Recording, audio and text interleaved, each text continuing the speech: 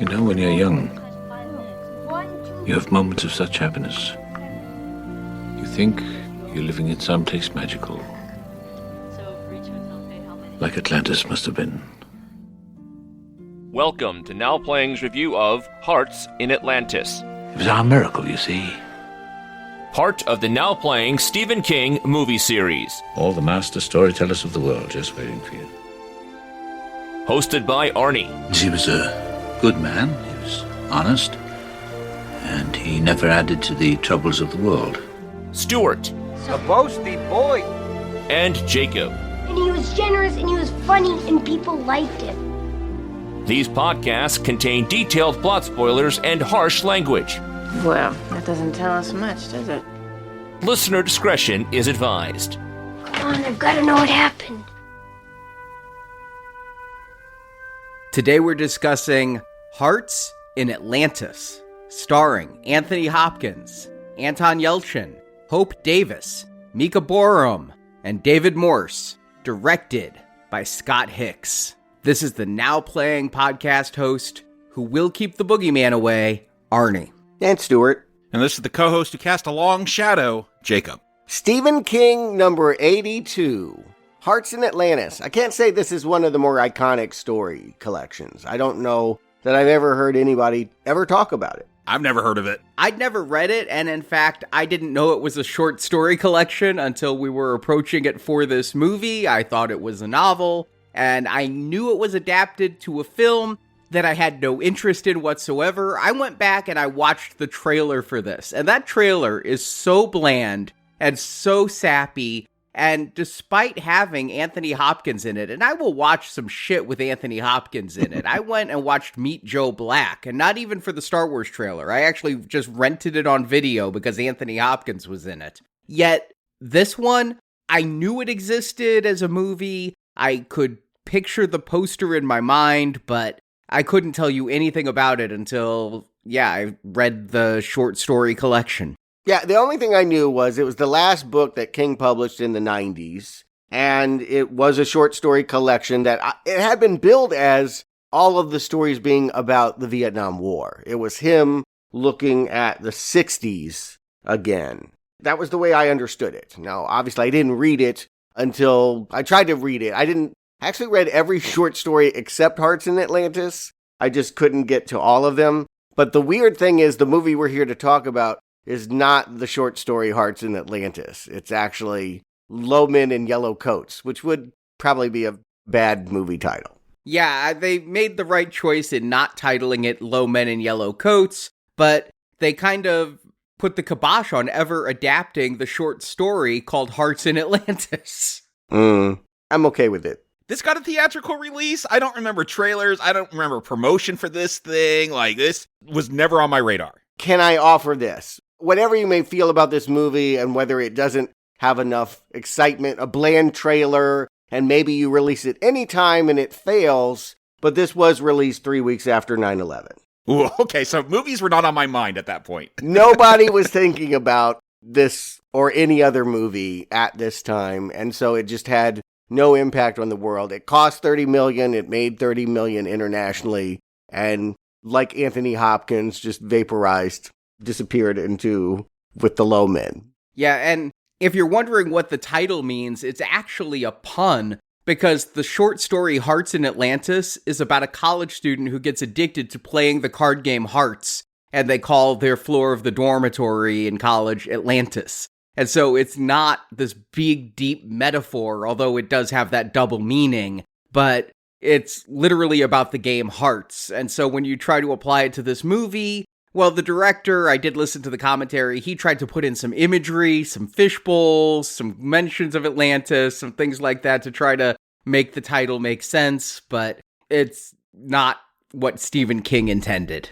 Yeah, to be clear, there's no story in the collection that goes to the lost underwater city of Atlantis, and there's really very little supernatural, but there is some in the story that was adapted that has been excised. It feels like the director Scott Hicks made the choice that he was making Shawshank Redemption or The Green Mile. He was not making The Dark Tower. Right, that's the big thing to bring up, is the short story Low Men in Yellow Coats is actually an addendum to the Dark Tower series. The character of Ted Brodigan is on the run from the Low Men in Yellow Coats who work for the Crimson King, who is the big bad of the Dark Tower. Ted Brodigan, when he's caught, is taken into the realm of the Dark Tower. He becomes a pretty major character in book 7.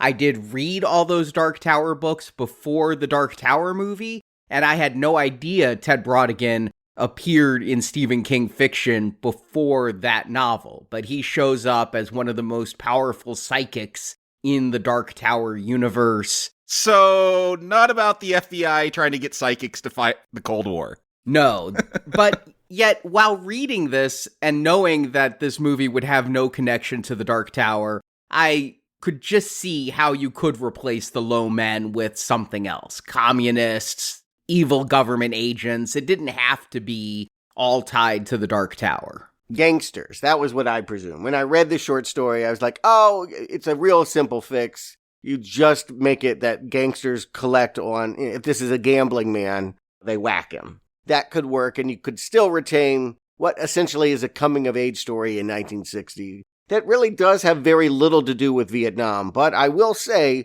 other stories show that the kids do grow up. Some do serve overseas and get injured. Carol becomes a war protester. Is that where Carol died? We'll never know. In the book, Carol doesn't die. Yes. In the book, Carol actually gets recruited by Randall Flagg and becomes an anti-war protester who plants bombs. Oh, she's a bad guy then? She's inadvertently a bad guy. She is corrupted by Randall Flagg, who uses a different name, but the initials are F. And that's the thing about Hearts in Atlantis, is these 5 short stories are interconnected. The little girl Carol becomes a supporting character in Hearts in Atlantis. The bully is the main character of the short story Blind Willie. The friend Sully is the main character in Why We're in Vietnam. And then there's an epilogue, kind of, that brings Bobby Garfield and Carol back together again, called Heavenly Shades of Night Are Falling.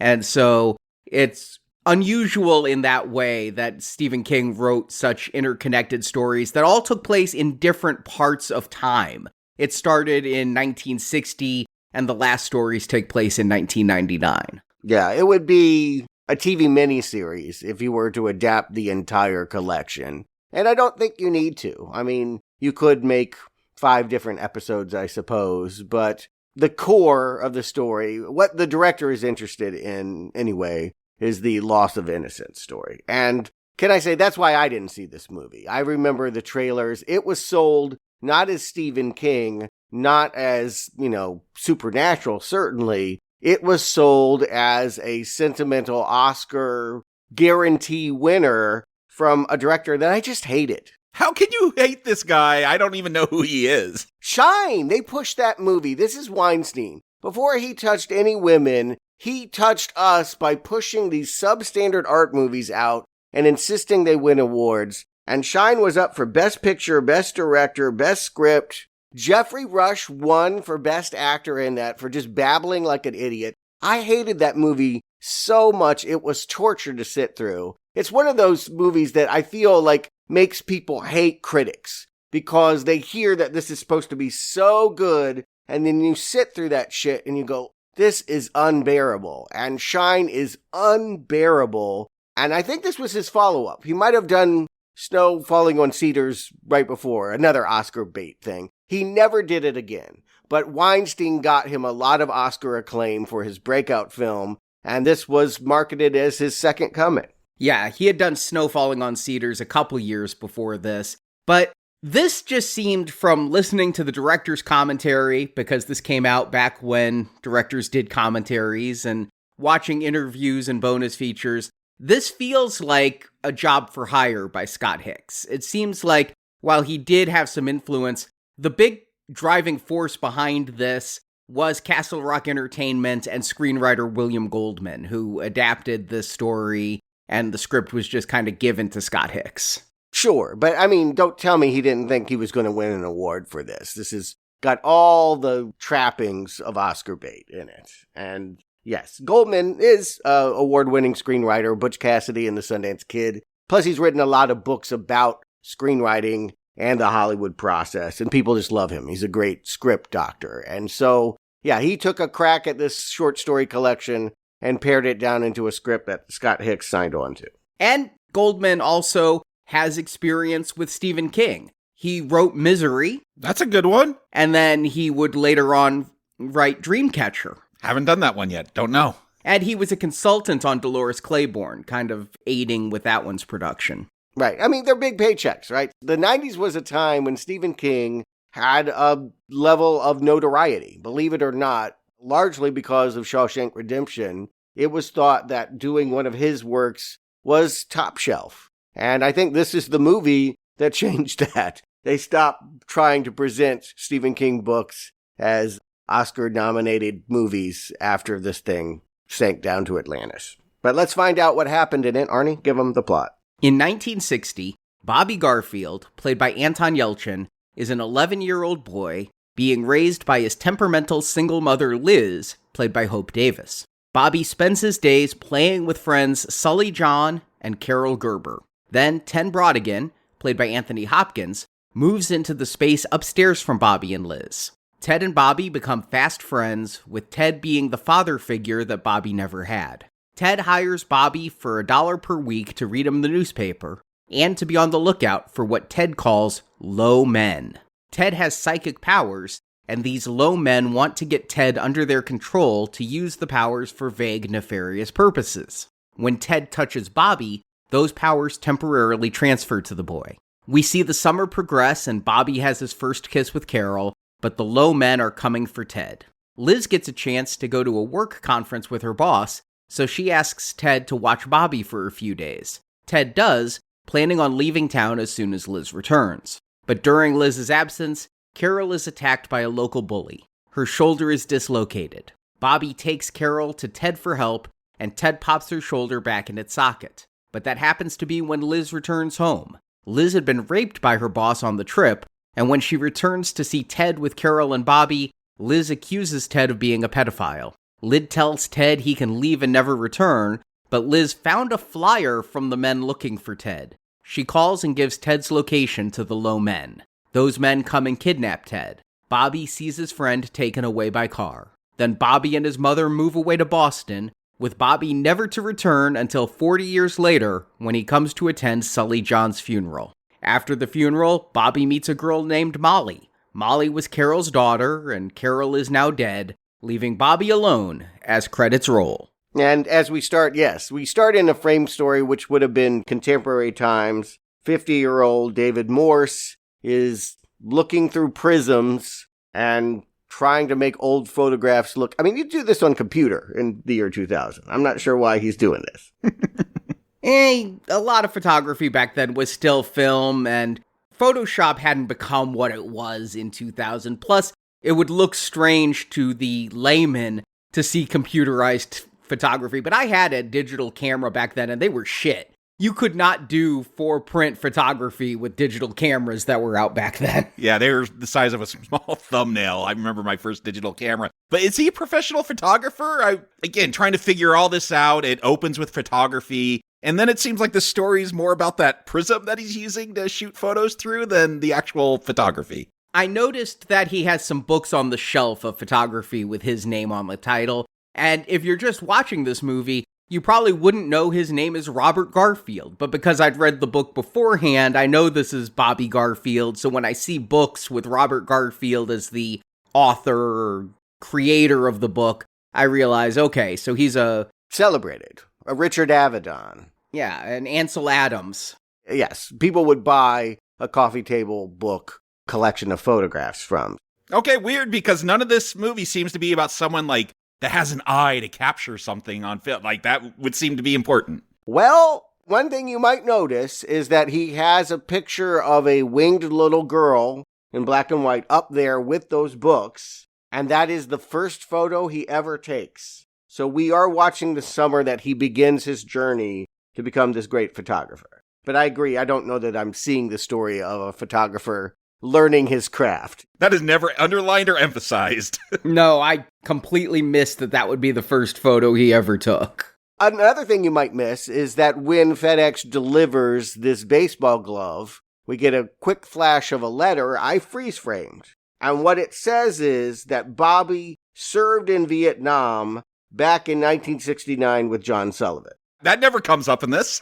No, that isn't even in the book. We don't know really if Bobby served in Vietnam, but he certainly didn't serve with Sully. Yeah, he's not dressed in military gear when he goes to this military funeral, so it seems like a thought that got tossed away. But yes, his good friend, whether it be war buddy or, as this movie will pitch it, his childhood third wheel from Harwich, Connecticut, is dead, and he's going to go back to his hometown for the funeral and, learn some more bad news. Carol is dead, too. Yeah, he really went to the funeral not because of Sully John, but because he wants to see Carol, and he figured she'd go to the funeral as well. So Sully is very functional, and it's sort of explained in the book why this baseball glove got sent to Bobby. Here, there's a dropped line that Sully says, "I'll leave it to you in my will," and we're supposed to think maybe he actually did, and a lawyer tracked down where Bobby is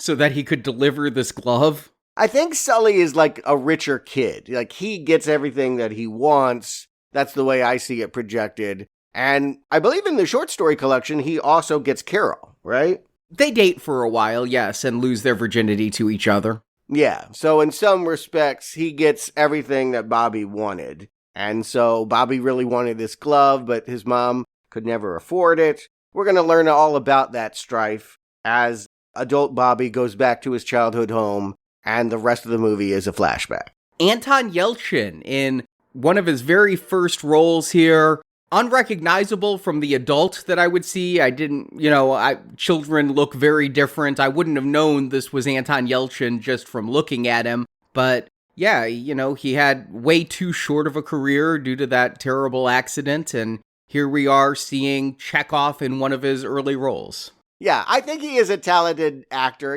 We had good kid actors by the late 90s. It wasn't so uncommon. Kids grow up in front of the camera by this point, so they have a naturalism, and he is pretty good. I know that, yes, you need to have a child that can carry this movie if you're centering it around that first short story. If you're not going to go to Vietnam, if you're not going to see what happens to this character later, then I guess, you just make it Stand By Me, right? Coming of age. Yeah, very Stand By Me. That's what I kept thinking of when I was reading the story. Also, It, with the flashbacks to the 60s and the parallels to adulthood. But Stephen King, growing up in the 60s, does love his 60s iconography and his memories of his own childhood told through his fiction. The central conflict is that Bobby doesn't have a father. His father died at a very young age. His single mother is very disparaging of him, talks about him in terms of being a gambler and a deadbeat, leaving them with lots of debt. And of course, while at the same time she never seems to have money to buy Bobby anything, including on his birthday, she has really nice dresses, and I think we get very early on she's just not into being a mother. I don't know, I kind of sympathize with her, and we're going to see it play out, but I felt early on like she's got to work weekends, and you got that boss sitting behind her. I'm like, oh, she's totally being sexually harassed, being taken advantage of because she's the single mom. She needs that job. We know how things were in the 60s if you watch like Mad Men or something. Like, she's very bitter, but I still feel for her, and it's really weird where they go with her, like, because they're going to make her so hateful, but yet such a victim. She's hateful in the short story for sure. It's much easier to see her as really detestable. And the fact that she gives Bobby this library card for his birthday, an adult library card, whatever that is. Yeah, I don't think that's real. In this movie, that seems like a complete insult. But in the book, again, Stephen King being an avid reader from childhood, this library card actually becomes one of the things that Ted and Bobby are going to bond over, is fiction, and Bobby being able to read adult novels for the first time in his life, stuff like Lord of the Flies and things like that. And so it actually becomes a major part of Bobby the character and his relationship with Ted. But here it's just a throwaway, I don't care enough to spend a single penny on my son for the birthday. And I agree with you, I sort of see both sides with the mom, but I think the mom is unnecessarily hateful in this movie. I carry that over a lot from the book, though, where she's borderline abusive. Right. She is really nasty for reasons that don't seem justified. I think you're right. Here, we can see that she just doesn't have a lot of options women did not. If she wants to be a real estate agent, she's got to play ball. And we have little moments, cutaways, where we see her at work that Bobby wouldn't have seen. But in the story, yeah, she seems really hateful and disparaging, not only of the husband that died, I think of heart attack, right? I never caught a reason for his death or Carol's death in this film. Yeah, things get left out. But she seems to hate Bobby, too. That was really, I think, the carryover that I have here. It does feel like her hate for her late husband carries over to her son. That is true. And she seems to hate Anthony Hopkins, which is, of course, why we shouldn't like her, because we are supposed to love the magical mystery man that comes to live above them and wants to spend all his time with children. Yeah, this is a very strange kind of thing that Anthony Hopkins is moving in upstairs, and yeah, he's just going to instantly bond with Bobby. Now, I'm able to project onto this a lot because I had a much older godfather who kind of raised me like a son, and so I was able to really see this as a positive presence in Bobby's life. But when I step back from my own experiences, it is kind of strange that an old man would come to town and instantly start chatting up an 11-year-old. I mean, especially when he's moving things with paper bags, which is very slutty, as we all know.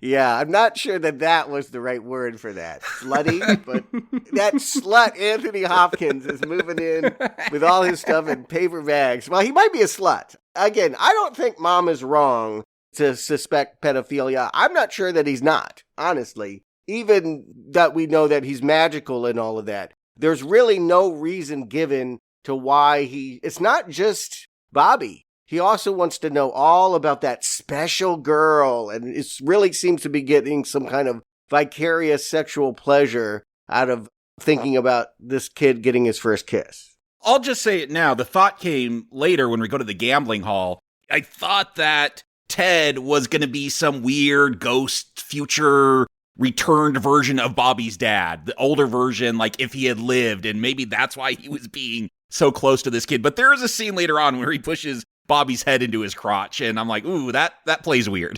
It is uncomfortable. And of course, the movie is well aware of that. It's playing on that. It's playing on our suspicions, and it wants to turn it around and say, see, you judge people too quickly. And I go, no, you're being really naive about your magical E.T. man and assuming that it's all just benevolence, particularly since they've removed the idea that he is connected to the Dark Tower. And I think the director in the commentary called it all aliens. He said that Anthony Hopkins and the low men chasing him are all space aliens. Yeah, he doesn't quite understand the Dark Tower. I don't blame him. I don't think you have to have read all the Dark Tower novels to direct this film, but yeah, they're otherworldly, and if you want to call that aliens, I mean, they're from kind of an alternate dimension, not really outer space. Well, and that's what I thought these Lowmen were going to be when he starts describing them, like these shape-shifting, not aliens, but this is Stephen King, so from another dimension, evil beings. Yeah, should they have done that? It's a question worth asking. That the director has made the decision to keep everything very naturalistic, and we just have a doddering old man who has petit mal seizures all the time, and probably is not from a magical place. Maybe he's from K-Pax, where Kevin Spacey comes from. But he's not really, he's just one of those magical characters in movies that I hate, that are just supposed to show up and make us all better, and then disappear. Like John Coffey and Green Mile? Yeah, that's another one. Would it be better to understand that there was something supernatural about him and that supernatural beings were coming to get him? They really downplay that supernaturalness. The fact that he's psychic barely comes into play in this. They're going to bring it up a couple of times, but I don't see how it really influences anything. You know, he could be a positive presence in Bobby's life without being psychic. Being psychic is just more of an excuse for why strange men are after him, giving a reason why he would be special enough that, in this case, the director confirmed on the commentary that he saw this as the FBI is after. Yeah, that's how I took it eventually. Yeah, there is a newspaper article that says the FBI is recruiting psychics. There is truth to that. There is a whole movie about that, Men Who Stare at Goats, if you want to learn about that. So it's not the craziest thing in the world to imply that, yes, FBI men are chasing every psychic that they know to bring them into their Black Ops program. But again, this story is not any of that. This story is about a kid who doesn't have a father and gets a magical father for a brief moment that teaches him all the things that dads need to teach their kids, like how to make fart noises.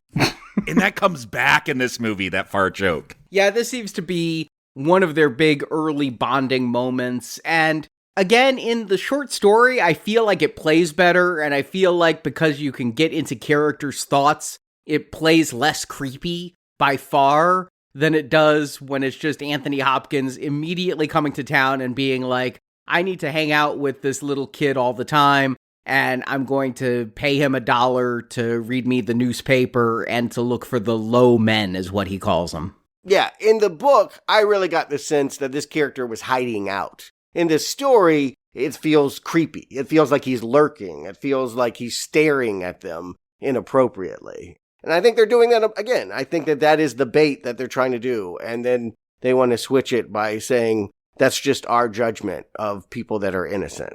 It should be said, Stephen King had just worked with Michael Jackson on Ghosts, so I don't know if that was an influence on this story. The unfortunate thing is, though, that despite Anthony Hopkins being top billed, and of course you would because he's Anthony Hopkins, this is Anton Yelchin's movie, and he's not given a lot to do. I think Anton Yelchin's really good in this. You know, as you mentioned, Stuart, we were having good actors. Haley Joel Osment would have seen Dead People just a couple years before this. And Anton shows a great deal of skill here.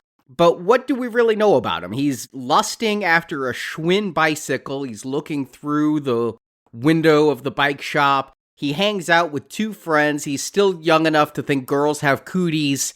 And so while Carol has, you could tell, a crush on him, he doesn't necessarily reciprocate until he's kind of pushed into it by Ted saying that Bobby will kiss Carol. But there's not a whole lot that goes on in his life during this period. It's just kind of repetitive. I mean, you just have to want to see a child turn into a man. It all happens in one summer, thanks to one magical Anthony Hopkins, that this little boy goes from being a child with childish ideas of the world into someone who's savvy, who sees darkness, who now, will have a lifelong romance with the first girl he ever kisses. And, you know, they do excise some of the darkness. As you speak to, part of what this man teaches this child is to love good literature, to stop reading Hardy Boys and to read Lord of the Flies. Lord of the Flies, a story about small boys who take over an island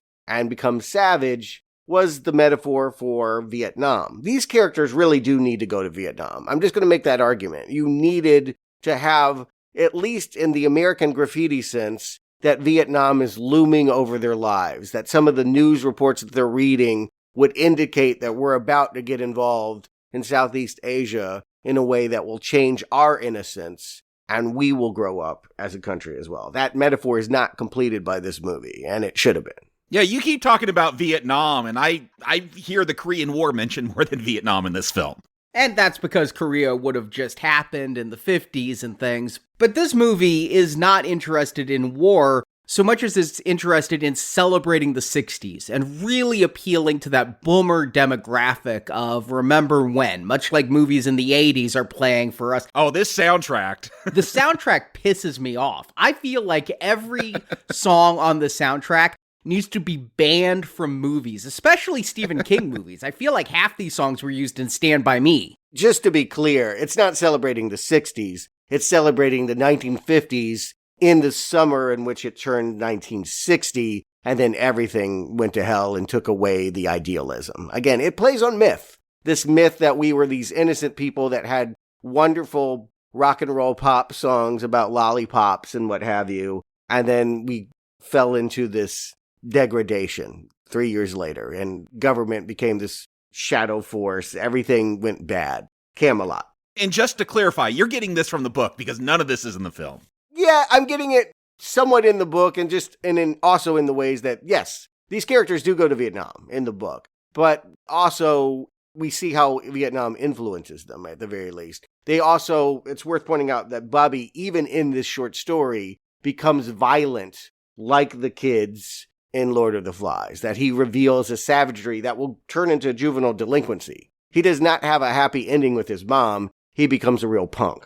Yeah, it's really important in my mind that what happens to Bobby this summer changes him from a good compliant kid to a total rebel who will spend time in jail. That's not this film at all. No, this is not this film at all. This film is all about how the magical Anthony Hopkins comes and improves his life and teaches him to understand his mother, and he and his mother can be a partnership, and Bobby can go off, and we'll talk about it at the end, but it's really a betrayal of the source material. The director says on the commentary that Stephen King likes this adaptation. I find that hard to believe because Stephen King does not like it when his work is changed, and this, in my mind, is a bastardization of a pretty good short story.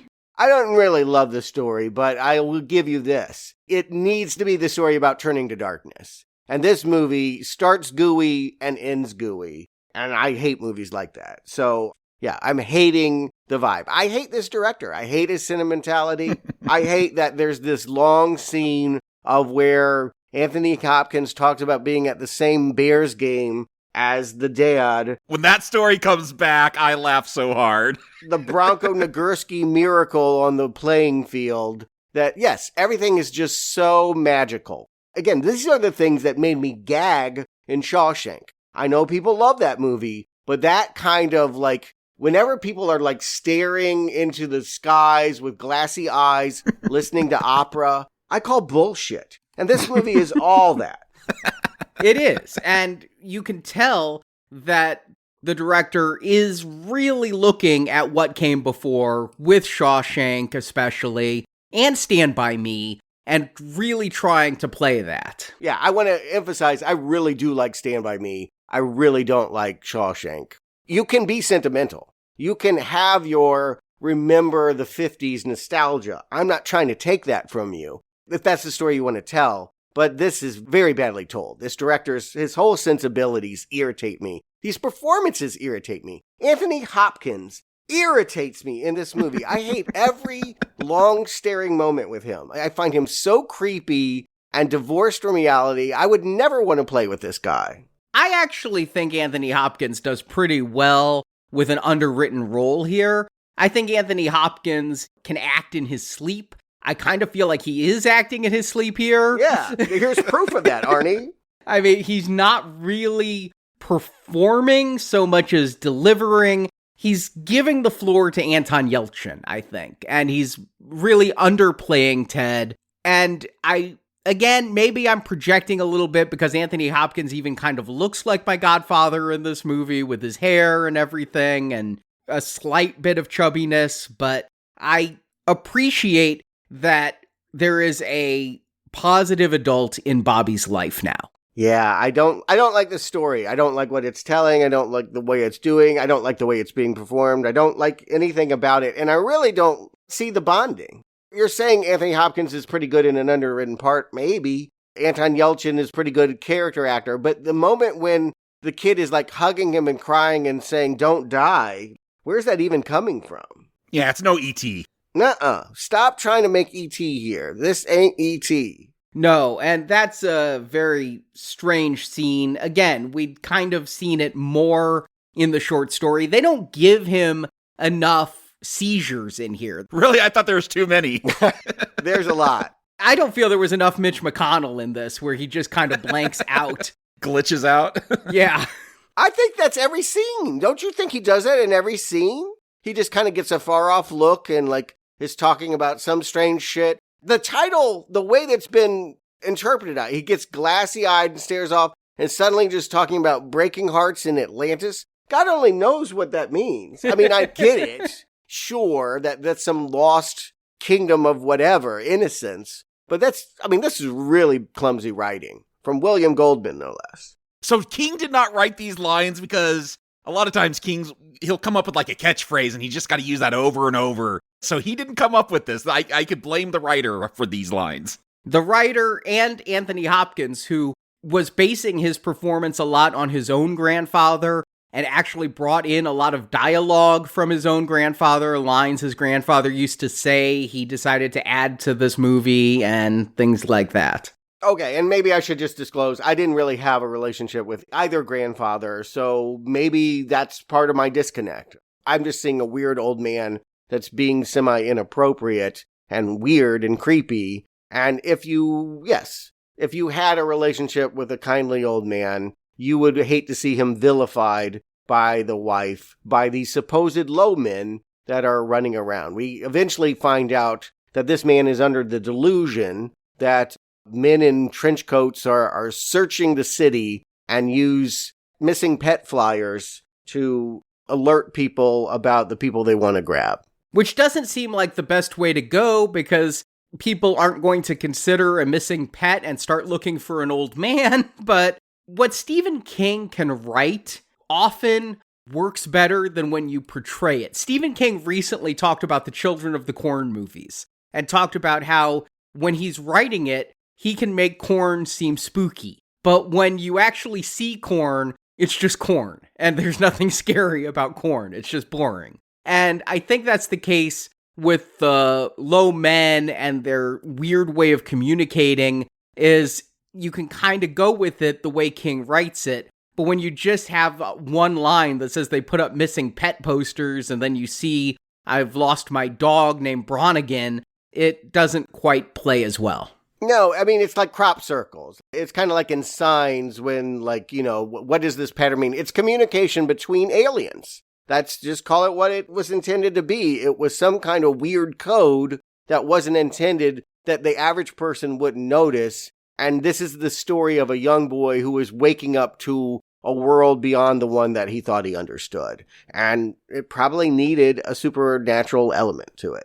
Yeah, because when he talks about they communicate with these lost pet signs, I'm like, either it's aliens or maybe here's what's going on, because there's all these seizures, like there's dementia setting in, he doesn't understand, like, because I know my relationship with one of my grandfathers, he had Alzheimer's, and so watching him go through that, so I'm like, maybe that's what this story is going to be about, is this old man losing his memory or something. But no, he's just a psychic that has, I don't know, psychic tremors or something. Doesn't really make sense. Or maybe Mom's right. Maybe he's slutty because he's like, describe to me the Dale in the Flash Gordon comic strips and what she's wearing, because I think she's hotsy-totsy, and tell me about your first kiss and all of that. Like, it is a little inappropriate. That's true. I've seen the Different Strokes Bicycle Shop episode. That's kind of how they get them. Put on those pornographic cartoons. It definitely does have that character, and I just feel like we needed to see that turn. We needed to have that suspicion, and then we needed to feel like, oh, no, this man is here to support. You're right. Would it be better if he was the ghost of Bobby Sr. or something? I don't know. I don't love the story, so I can't fix it. Yeah, I'm thinking to myself, would it be more helpful if this was K-Pax and he was an alien, or if this was Phenomenon and he was John Travolta or something, instead of just this vague psychic on the run from the FBI? But I just never get a good reason for anything that's happening. I'm watching it on screen, and I'm bringing in some baggage from the book as to why the relationships form and why they bond, but it's not in this movie. And again, the coming-of-age stuff with Bobby just isn't all that interesting. He came for Sully John's funeral, and Sully John is barely in this movie whatsoever. He goes away on vacation at one point. Yeah. He is a plot device. He's the reason why Anthony Hopkins has to babysit when the mom goes away. But he isn't an important friend to him. And that baseball mitt was just stuck in there because they needed to justify the whole reason of getting this guy back. Could they have cut him out and just had it be about him and Carol? I don't think that stuff is good. When we get the Ferris wheel scene and his first kiss and all of that, it doesn't feel nice. This is the kiss that all other kisses will be judged by. Look, I remember watching Wonder Years at young age, like 12, 13, whenever that came out. And I remember that first time Kevin and Winnie kissed. I had not kissed a girl at this point, and I remember that kiss, seeing that on TV. It was so powerful. I'm like, oh my gosh, I don't know if I could ever go through this kind of thing. Like, look, I was entering puberty. All kinds of things are going through your head. But like, that kiss made an impact on me. This Ferris wheel kiss, I'm like, that's it? There's got to be another kiss by the end of this film. That is not a kiss that will judge all other kisses. Right, and it is the kiss that comes later after Bobby avenges her and beats up the bully. That is the kiss by which all other kisses will be judged. That's not a great kiss either. Yeah, I don't think they have great lifelong chemistry. You'd always want to know about Carol. You're right. Wonder Years was a show that predicated on nostalgia. And boy, were they good at having you crying at the end of every episode. They make you cry about everything. You know, oh, remember my Ovaltine, remember my bike, remember when. Oh, God, I miss those days. Here, this feels flat. This feels like a director that doesn't have an appreciation for the iconography and just these moments. I think the reason why they feel boring, Arnie, is because he's not inspired. They would be magical moments if we felt the electricity between the actors. But he's got good child actors, and the scenes do nothing. And we do get this one scene after Bobby hugs Ted when Ted's having his seizure. Bobby has a few moments of psychicness, and here's Alan Tudyk in a very early role as a 3-card Monty dealer. I thought this was going to be a major plot point with him developing psychic powers and even getting into gambling, which he was told was so bad because of his father. Nope, that's going to go right away after this scene. And that's because this director wants to protect Bobby and the audience from this child becoming anything unlikable. You know what I mean? Like, it's like, oh, we don't want him to be a gambler. But even though the dad was a gambler and this is supposedly Ghost Dad trying to teach son everything that he knows, yeah, I agree. It just ends up being a way of getting a little bit of money and impressing a girl. I wrote down, I'm like, oh, this is The Shining, right? I thought, Stephen King likes to tie all his stuff together into one universe. I thought he had the Shining power developing or something. And I thought that Alan Tudyk in this movie might be one of the low men. Because of the way he plays it a little bit evil, a little bit mean. He seems to know something's up with Bobby. I thought Alan Tudyk would show up later on in a hat and a trench coat, but we never really see who the low men are. And again, I just want to circle back. Alan Tudyk is some actor you love that was in the Firefly show, and I've never heard of him. And I wouldn't notice him or remember this moment if it didn't imply that, yes, our character was now psychic, and that goes away. It's only because he touched the really psychic character for a brief moment, and yeah. Like, cut this scene, cut this whole subplot about him getting psychic powers. It doesn't matter. It doesn't play into this story at all. Yeah, but you don't want to cut the fair scene because that is where the first kiss happens. And you know what movie was coming to mind for me is that Mark Harmon movie, Stealing Home, where he also remembers his childhood and nothing really happened in it.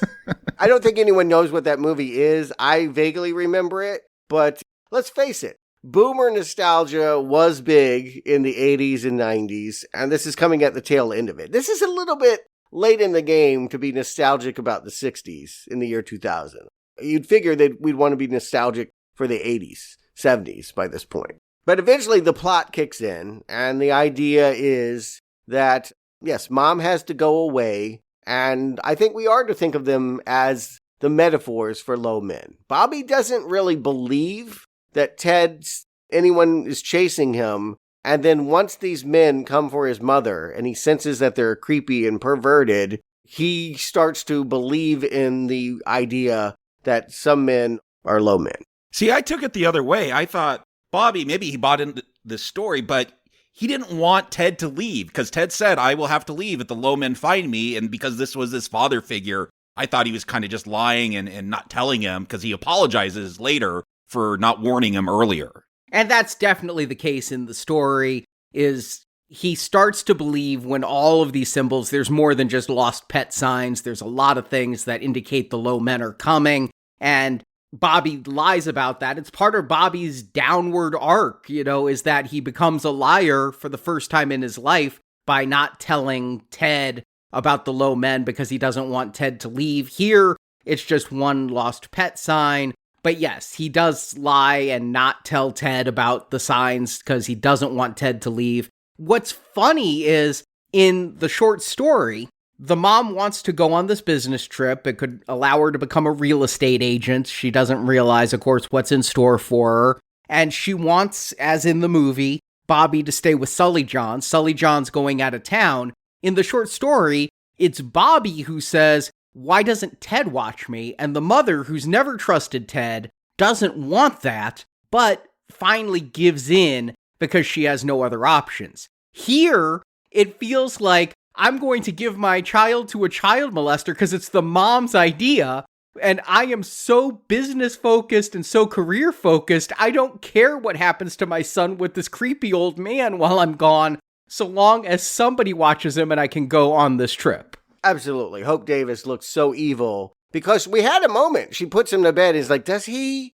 And she wants to ask, is he touching you? And continues to allow them to have unsupervised comminglings. And this is the final straw. It's like, okay, as long as it means getting what you want and your money, you will literally prostitute your child.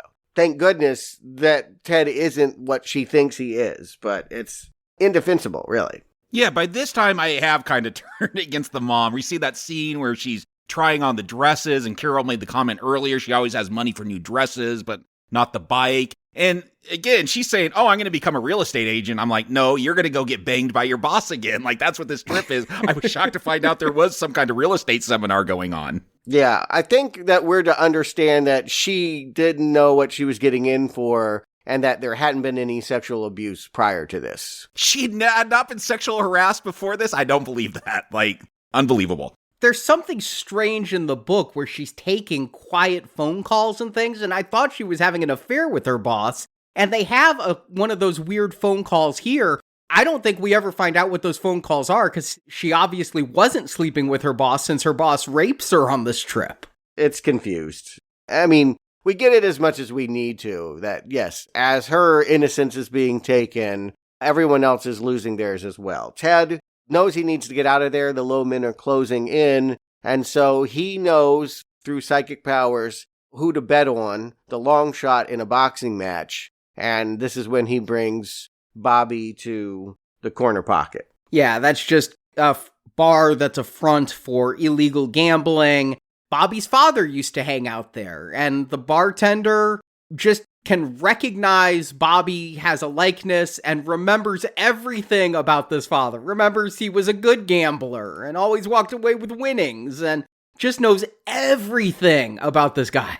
Which again makes us just hate mom that much more, that this mother has denied access to this boy's father, and yeah, he's finally learning that he comes from a lineage to be proud of. Sort of. I mean, his dad was still a professional gambler, right? Yeah, I mean, I don't know how you want to stand on that. I guess that's okay, right? I mean, we're okay with gambling now. I see it at every convenience store in my town. If you have a family, I'm just saying, you better be winning a lot. If you're single, go gamble all you want, lose everything, I don't care. But if you have children to take care of, gamble responsibly. Yeah, Ted gambles, so it's okay. And Ted wins, as predicted, but how he's going to collect the money and not get caught by the lowmen becomes the quote-unquote exciting climax. I think it's when they're leaving here is when Ted finally sees the lowman in a car, and this is where he pushes Bobby's head down, like, into his crotch. He's like, gotta hide, gotta duck, and, like, he ducks too, but I'm like, okay, now it's getting weird. I'm uncomfortable. I agree. It's uncomfortable. Like, you can't tell me they didn't know the imagery didn't have these implications. They know this. They know what it looks like. This is a relationship that looks wrong on the surface, and so why are they continuing to make innuendo? I don't know. Also parallel to this storyline is that there are some bullies in town that are harassing Bobby and Carol. Always in a Stephen King story. I like the bully carries around a bat in a sheath, like a sword, like he's He-Man on his back.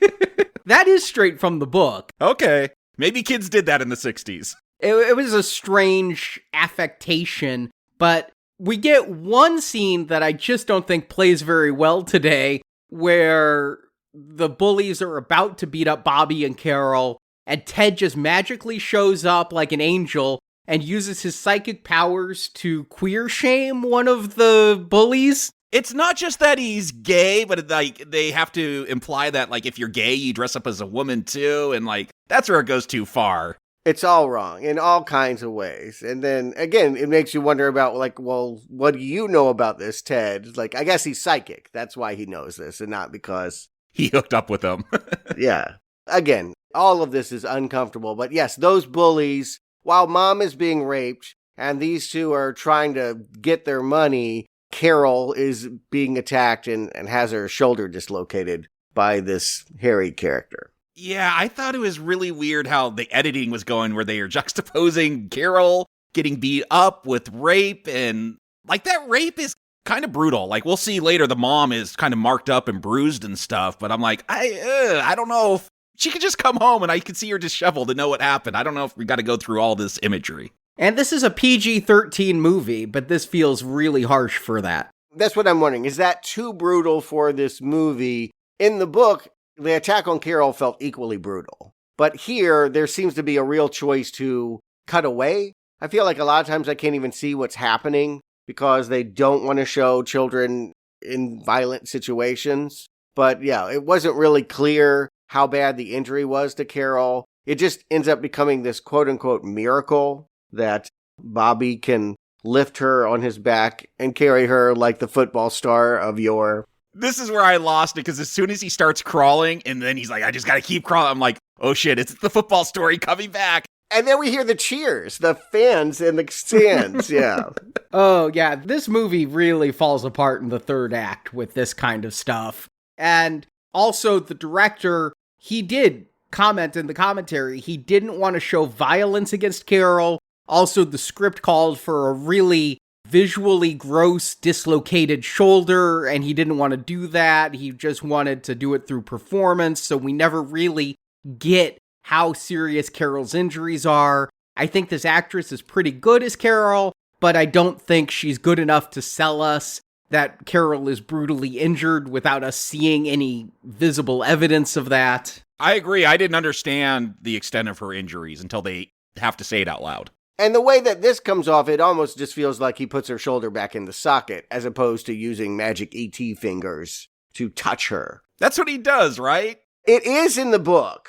In the book, it's very much, I am magic, I am E.T. And here, I think the director wants us to have a reading that is realistic. It was more realistic in the book than you describe. He did have to pop that shoulder back in. It hurt like hell. But there was about his touch. And again, so much was made about touching and whether it was appropriate or not. And the mom, of course, walks in and assumes that he's sexually violated her, when in fact that he's given her magic. It is magic that she can suddenly just be like, I don't have any pain, and go about her day. And this scene, like most of this film, I'm like, yeah, it's kind of weird, kind of comes off as a dirty old man, but it's Anthony Hopkins. I don't know. I never really bought that until this scene. And I'm like, ooh, this is going to be bad if someone walks in. And then the mom does walk in, but like, yeah, I'm taking Carol's shirt off and like, yeah, he's touching her. I'm like, not a good look. It's much worse in the book because she didn't have a tank top in the book. She was just completely topless when the mother walks in.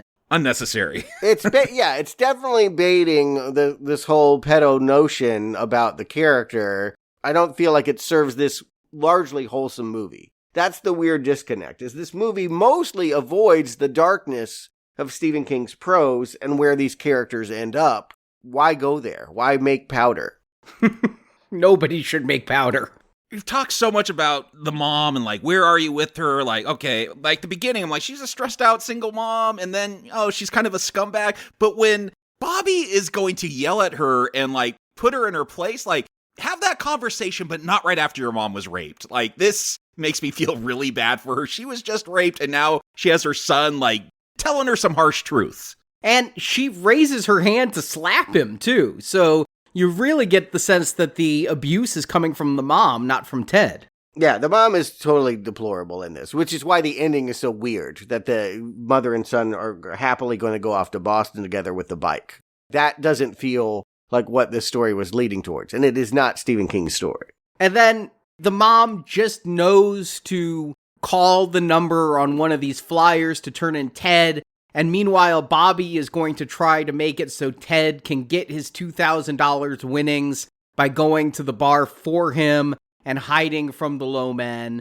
And again, in the book, Ted goes to get the money on his own. The mother knows from talking to Carol that Ted's going to go get that money, so the mom can say exactly where Ted's going to be. Here, I don't know how the mom knows Ted's hanging out at a diner.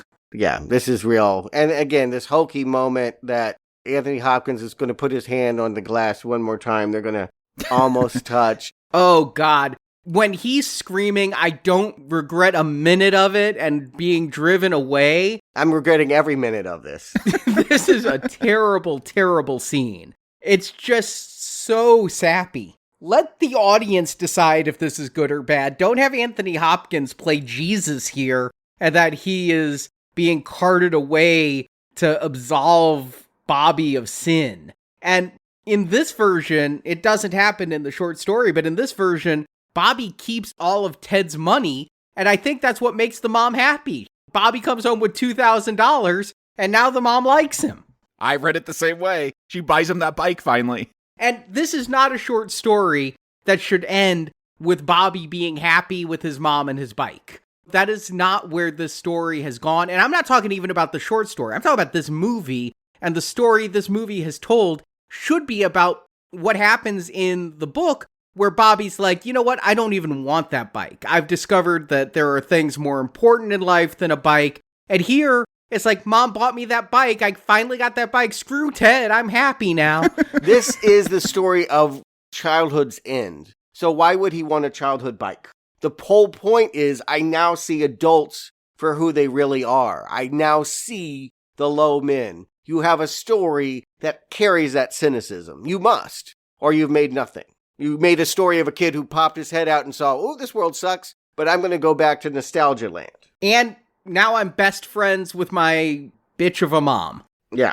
One more kiss, and even the attack scene is framed a little bit different. I mean, in the book, it definitely is the beginning of Bobby as a violent aggressor, but here it looks like Bobby just stands up for himself when Harry comes to him at the creek with the bat. Yeah, when you're talking about this is about Bobby turning evil in the book, like, I was thinking about this scene, and that's never how I read it. It was just, this is justice. He's avenging his friend. Right, and in the book, it's different because he ambushes this kid. He lies in wait with the baseball bat to get this kid back and hits him from behind. And yeah, this is the start of juvenile delinquency, but it is avenging Carol. The director was afraid that would make Bobby too unlikable, which is, I think, a risk you need to take in the story you're telling. Then all you want to do is make likable people that are cute and nice, and you should go work for Nickelodeon. And it doesn't even have to be like dark, but if this is a story, like you guys are saying from the short story about the end of childhood, then yeah, you could take this a little bit further, and he's entering into this adult world where there's more moral ambiguity or something like that. And I also, another flourish in the book is that this is what kind of brings mother and son together a little bit. The cops come to arrest him after he makes that attack on Harry, and Mom lies and says he was home with me because she knows that this was the one that really beat up on little Carol. So it allows, in some ways, Bobby to forgive Mom for selling out his pedo best friend. A little bit. I mean, it's made very clear in the short story that the mom doesn't like Bobby, and the mom never will like Bobby. And even though they have to have a life together and kind of have their backs towards each other, the two will never have a good relationship. And they talk about the mother dies 15 years later, and the two never repair their relationship. Yeah, that this wants to make everything okay, to the point of going back to the 2000s and having old Bobby meet wandering she just lives in these dilapidated houses by herself. He saw her when he first came into town, and we thought that it was just he was having flashbacks because it looks exactly like Carol, even though she's dressed different. And then as he's at the house, she tells him, don't go into that house, it's dangerous. And they realize and know each other. That apparently Carol, before she died of the mysterious whatever, told her daughter, who now seems to have no parent at all, that you really want to kiss a boy like this on the Ferris wheel. Which does give more pedo vibes now coming from Bobby towards this little girl. Yes! Bobby and Molly are gonna hang out. Like, here's a picture of your mom. Let's be friends. It's a little weird. You got the heart of a lion, baby. That sounds like a come-on line to me. And meanwhile, I'm really frustrated because the frame story here is identical to Stand By Me, where you have Richard Dreyfuss and one of his childhood friends died, and the death of that friend makes him reminisce about their time together. And here we have Sully John and Carol both dead, and it's making Bobby reminisce about their time together. But Stand By Me did it so effectively. And at the end, when you find out how River Phoenix died, it was so impactful. And here, it's just kind of creepy. So Jacob, Stewart, do you recommend Hearts in Atlantis? Jacob. Like I always try to do, give something of a compliment even when it's bad. And I'll say this. Give me a movie about the FBI chasing psychics because they want to use them for the Cold War. Yeah, that was kind of Firestarter. Okay, make a better one than Firestarter then. I like that idea. When that hook came into this film, I'm like, oh, am I kind of into this? No, I wasn't kind of into it. There's a couple interesting ideas, but overall, I did not believe this was a movie. I thought maybe like direct to television CBS, the channel for old people. That's what this seems to be marketed to. Maybe that's who it works on because it is just so sappy. And yeah, we've talked about all the issues with the plot. And that was the problem for me, was just like, okay, what's the point? What am I supposed to take away? Like Shawshank Redemption, I know the thesis of that film. It makes it very clear. This one, not so much. Is it about, not trusting your parents, not trusting old men, maybe not trusting anyone. But the problem is, I don't see what growth Bobby goes through. And I think that was the biggest problem with this plot, is just we don't really know what he's doing as an adult except taking photographs through a prism. And I don't know how this flashback relates to that. I just don't know what the point is. And that's my biggest problem with this. It's real bland, real sappy. It's not overly offensive like a lot of the Stephen King stuff that we've had to watch is. But yeah, it's definitely not a recommend. Stewart. You want to know my review? I got a one-word review for this. Seriously. That's it? That you're just stopping with the raspberry? I have nothing to say about it. It is a big fucking fart. Farts in Atlantis is what this is. And like Jacob, I'm going to start with a compliment. I think there's good acting all around in this cast. Like I said, Anthony Hopkins is doing very low-key as he plays Ted. It is like a sleepwalking through a performance, but it's enough for this role. And Anton Yelchin is a good child actor who right away shows a gift that he would go on to show for a decade more before being taken too soon. But these good performances alone do not make a good movie. Truly, the problem with this film is it's meandering and aimless. I can tell you what happens, I can tell you this is a coming-of-age story, but I can't tell you why any of it matters. You get some special moments in a boy's life, his first kiss, his standing up to a bully, his standing up to his abusive mother, but the way things happen and the why things happen are just sloppy. And the story is just so unoriginal as told here. Better in the short story, worse here, especially since it feels like they're aping other Stephen King works, with the adult who remembers his 60s childhood, done better in both it and Stand By Me. I mean, this feels like a wannabe Stand By Me where nothing of real note occurs. You could call this movie Stand By and wait for something to happen. Finally, what makes this a firm not recommend is the ending. It's far too sentimental and pat. It becomes a happy ending because even though Ted is kidnapped, Bobby got his fucking bike, and things are now fine with his mom so quickly. Give me a break. It's strange because in so many ways this movie is a close adaptation of the short story, but it goes to show how pacing, tone, and characterization can make a big difference between two tellings of the same story. King didn't give this story a happy ending. Bobby's life wasn't hunky-dory. The things that happened with Ted impacted his life, but not all in positive ways, and I liked the gray areas King got into with the novella. There's none of that in this saccharine, obvious movie. It's not the worst King adaptation by a long shot, but it's one of the more forgettable ones. It has no hook to draw you in. It's a not recommend. Yeah, I was trying to think about ranking, which 82 movies in, how do you do it? But I kind of do put it, you brought up Children of the Corn earlier, I kind of do put it with the Linda Hamilton one, the one that was for Sci-Fi Channel, and the most recent one, kind of all in that level of bad. In the mid-50s for me. So there's still about 20 films that are worse. That sounds about right. I'll give you that. I'm not going to sit there and re-rank all these. It's just so hard to rank because there are some films that are so bad, but they're almost Brown Arrow so bad they're good bad, and they have things that are memorable about them bad, like Lance Henriksen quoting the Spice Girls in Mangler 2 bad. That is awful, but at least there's some enjoyment here. This movie, when we get 5 more movies into the Stephen King retrospective, if you ask me what happened in Hearts in Atlantis, I'm not going to remember. It actually kind of feels a lot like the last Stephen King we covered, that Bag of Bones, of like, do you even remember that? Pierce Brosnan did something at a house. I don't know what. It was a nothing experience, and this one is equally worthless. But I guarantee you, there are things to remember when we get to Stephen King the next time. Dreamcatcher, oh my fucking God, do I remember that movie. Yeah, it's amazing. Lawrence Kasdan, director of The Big Chill, thinks he's making a sequel to The Big Chill, and then the shit weasels come, and it's just so amazing.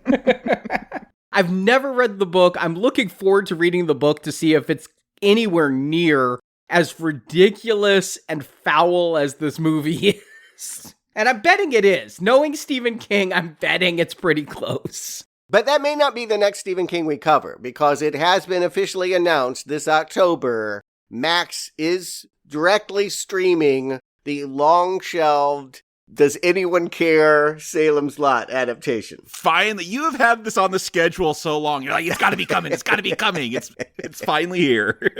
October is all I've been told at this point. But yes, if it works out with our schedule, that'll probably be the next Stephen King we cover. And in the meantime, we are going back to another cherished franchise next Tuesday, Transformers. You guys have fun with that. Well, you know what? They took my advice. When we watched Bumblebee, I said, you know what the best part of this movie is? The stuff at the beginning that just has the robots on the planet, and we don't need this human drama. It seems to me like they called my bluff. I'm now going to get an entirely Megatron, Optimus Prime driven story. No human beings. Yeah, it looks like Transformers First Class, from the X-Men film. And it's all animated instead of CG, no humans. I'm optimistic in that it's a totally new direction for the Transformers, and it won't have to work that hard to be better than that 1986 animated film. Yeah, it could easily be the best film and still not recommend.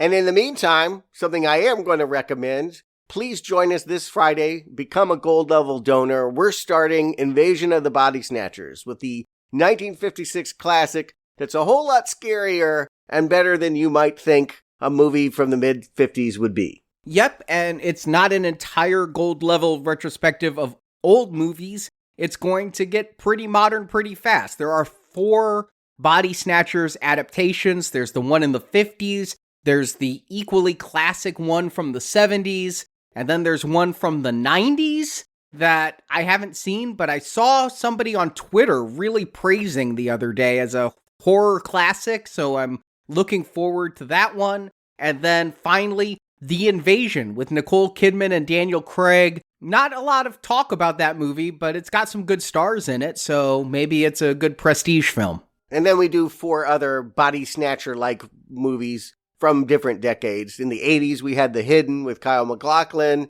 In the 90s, The Faculty with a whole bunch of teachers directed by Robert Rodriguez. And then, God bless Stephanie Meyer, wrote her encore to Twilight, The Host, in the 2000s. And finally, just last year, we had a movie that went straight to Hulu, has a unique take on the body snatchers. No One Will Save You. So this is available to those who make a gold level donation either directly to us via PayPal or on Patreon and Podbean at the $25 level.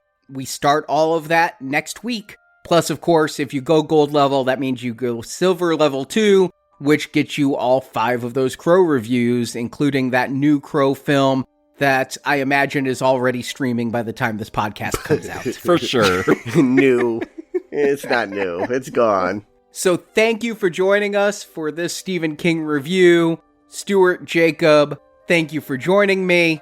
And until next time, we're all going home, Bobby.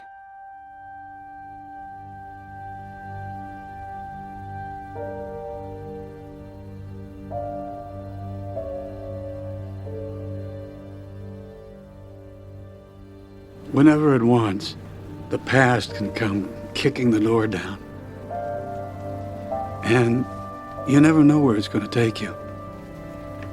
All you can do is hope it's a place you want to go. Thank you for listening to this episode of Now Playing, and we hope you've enjoyed the show.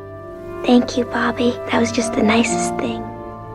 Come back to NowPlayingPodcast.com to hear our reviews of other Stephen King movies, such as Carrie, The Shining, Children of the Corn, Cujo, and dozens more in our archive section. Lost Horizon, Magic and Places Unknown. Can't beat that. Also on our site, hear reviews of other films such as Maniac, The Texas Chainsaw Massacre, A Nightmare on Elm Street, Saw, Riddick, Friday the 13th, The Avengers films, Star Trek, and more. Find hundreds of movie review podcasts at NowPlayingPodcast.com and come back each week for another new movie review. Go on, Ted. You can't stop. Support from listeners like you help keep Now Playing operating. But your father didn't exactly leave us well off, you know. You can find a link to donate using PayPal at NowPlayingPodcast.com. Hurry, before we go down. You can also help out Now Playing by leaving us a 5-star review on iTunes. A link to Now Playing's iTunes listing can be found at NowPlayingPodcast.com. Bobby, I'm dying here. Now Playing Podcast is produced by Arnie Carvalho. Some think of it as a gift, but to me it's always been a burden. Associate produced by Jason Latham. You do have the heart of a lion. Now Playing is edited by Santiago and Arnie. I don't think it's broken. I think I can fix it. Now Playing credit narration by Brock. Easy peasy Japanese. The film discussed in this podcast is the property of its respective copyright holders, and no infringement is intended. I'm worried for us all. The opinions expressed on Now Playing are those of the individual hosts and may not reflect the opinion of Venganza Media Incorporated. Are you asking if I'm a bad guy or call me spy? Now Playing is a Venganza Media production, copyright 2024. All rights reserved, and no part of this show may be reproduced, repurposed, or redistributed without the written permission of Venganza Media Incorporated. I wouldn't have missed a minute of it, Bobby. Not a single minute. Not for the whole world, Bobby.